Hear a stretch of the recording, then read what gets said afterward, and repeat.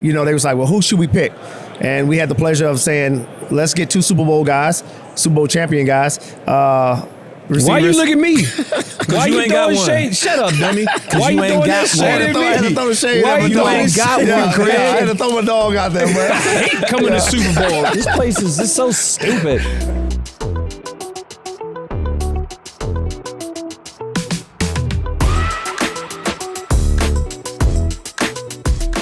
This next guest is a good friend of mine, but I don't really like him that much because he's from that green state and he plays for that one team in that one state that has a lot of cheese. I'm going to read his bio because it's pretty impressive. It's beyond impressive. Very impressive. 7th round pick in the 99 draft from an HBCU, Alcorn State. Played 14 years in the NFL. All with the Green Bay Packers. You said that? You like to say that. I like that. I said right. that. I said, you're not supposed to talk, though. I got to introduce you. You're not supposed to talk.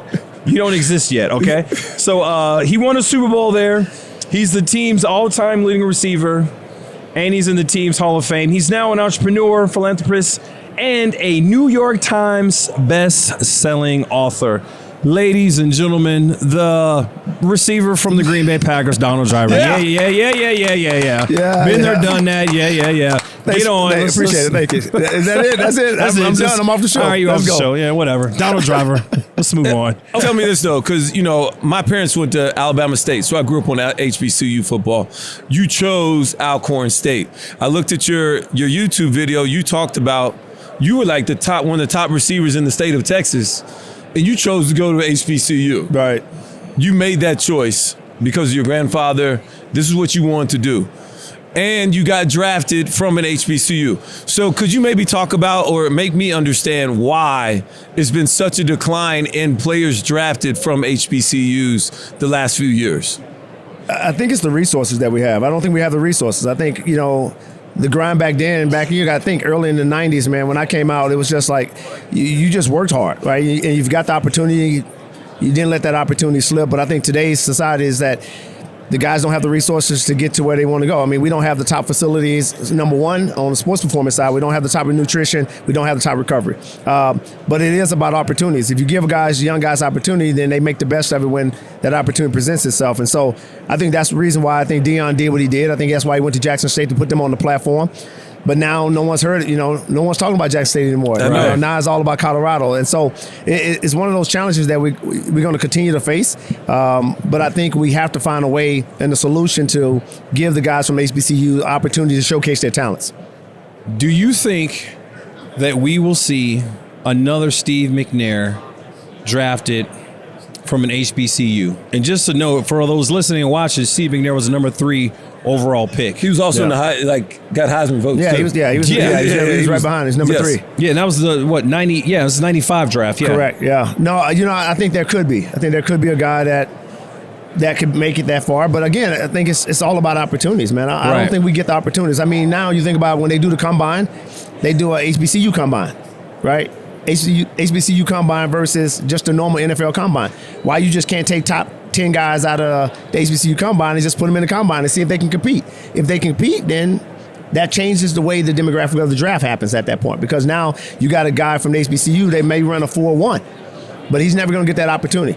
So I think if we can do that, make some changes, then yeah, we'll see a lot of guys in HBCU make it to the league. I actually love this idea. Do you think that we should take like a certain number of top guys from in each position? Because I still think if you just take 10 overall, I don't like that. I still think it should be some guys scattered in from different positions, because now they look like the same body type and how they measure up with these other guys that we show all this love to, just because they went to a different school. No, I think that's the challenge. I think if the NFL is willing to do that, I think it opens up so many doors for so many kids from the HBCU. Because again, we're not going to get that shot. Just going to combine. I went to the combine the first year we did it, and we were out there in Alabama. It was cold as crap. The guys wasn't running well. Nothing showcased their talents, right? Yeah, and so I think if you give these guys an opportunity to be on the biggest platform as any other Power 5 school, then they're going to showcase their talents. I mean, I begged to go to the Senior Bowl. I begged to go to the East and West game, and they didn't take me. And I think if they would have gave me that opportunity, I wouldn't have went 7th round. Because clearly you got the talent. Clearly. So it's there, yeah. Yeah, that's clearly not the issue. So going into entrepreneurship, you're a businessman, smart businessman. Thank you. you're all about fitness. I know you have a facility in Dallas. It's massive. It's probably as big as this damn convention center that we're in right now. It's what? Driven Elite. Driven Elite. Yeah.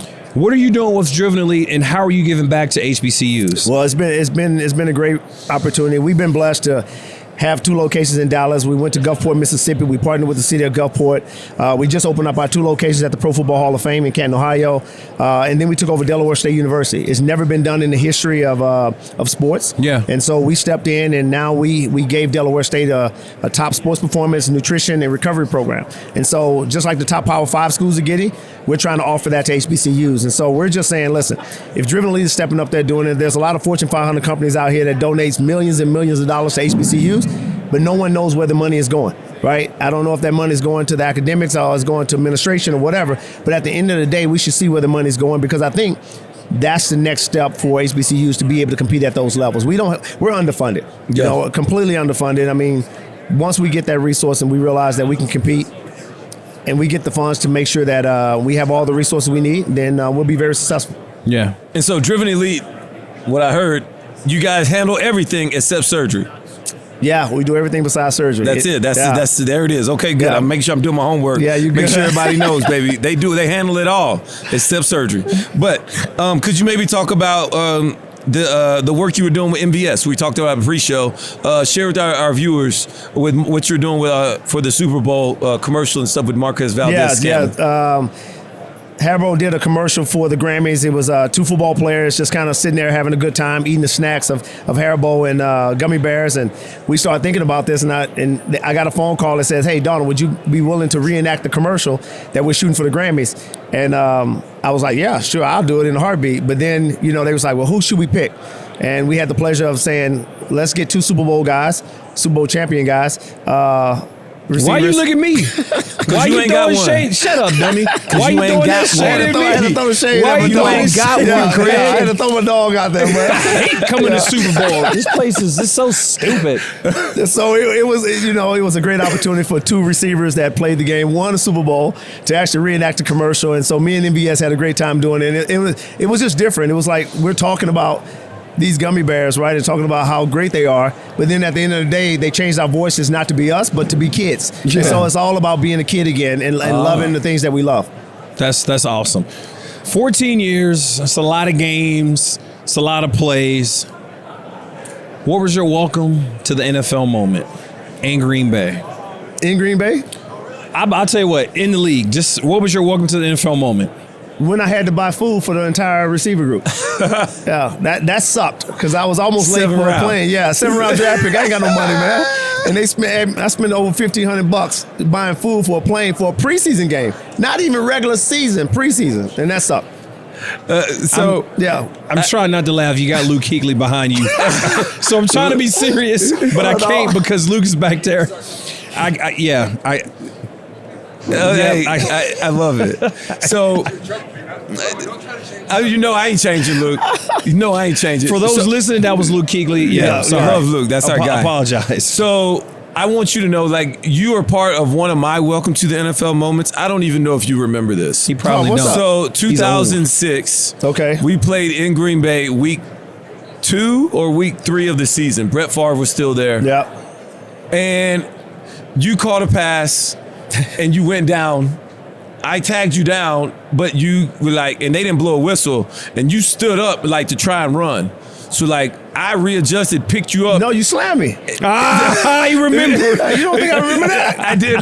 You picked me up and slammed me on tried to slam on my head and threw the flag on you. You let him do you like that? I laughed at him because we were beating the brakes off of. They weren't winning at the time. And so I was so nervous because, as a rookie, that hit a whistle, and he was about to get up and run. And I'm like, you just hit him again? Listen, no, hold on, Peanut. I wasn't for the run. Harp picked me up and scooped me and slammed me, and I wasn't even for the run. I was about to celebrate. So for the record, I've seen this little dumb celebration. Like he gets up and he kind of does, you know what I'm saying? He get up and he kind of do this little skip scoop kind of thing. So that's probably what he did. I was a rookie, bro. I hated seeing it. I've seen it enough over the year. Yeah, he scooped me. I scooped him up, kind of slammed him down. Yeah, it's like a little salsa. What did Sean say when you got to the sideline? He didn't say nothing. I was so scared. He probably got a bonus. Yeah, he probably got a bonus for doing that. Big Bubba Franks got in my face, and he's like big black. Like I was so, and I was a rookie. I didn't know like you. I was like, I didn't know I talk trash. Yeah. I had not evolved at the point. I remember. And so I was very nervous. That was when my welcome to the. I was going to hit you low when I first saw you. I said I should just go ahead and hit him. I should scoop him and slam him on this Super Bowl day.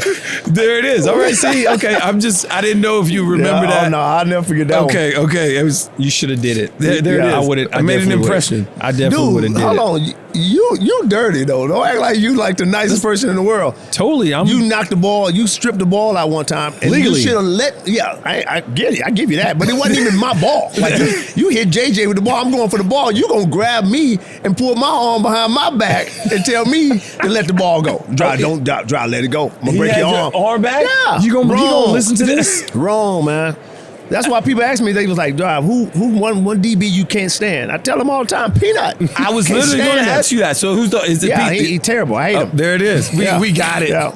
We got it. Can't stand the guy. Can't stand the guy. No. Hey. But I love his family, though. That's a good part of it. I can't stand him, but I love his family. Speaking of family, how's your son doing? He's doing well. He's doing great, man. We entered the transfer portal. Now he's at the University of Minnesota. Okay. And so he'll be going into his sophomore year. So good head coach. We're excited for what the future holds for him. Good. I'm excited to see him. Receiver, right? Receiver. Christian? Yep. Yeah. Excited. Good. Hey, man, I appreciate you. Yeah. Not really, but I had to say it because we're on camera. So I appreciate you coming on our show, helping us out, letting us interview you. Man. Thank you, man. Appreciate it. Don't tell him that. His head going to get big. Yeah. Don't tell him that. I mean, it can't get no more shiny. Like, what you want to do? This is... You got to understand. This is like Bloods and Crips. Like we just, obviously, I get it. Illinois, Green Bay, or Wisconsin. We right down the street. We right down the street. Yeah. Ashwaubenon. Yeah. Oshkosh. Which they got all these crazy names. You never know what you're gonna get, baby. Step into a different town.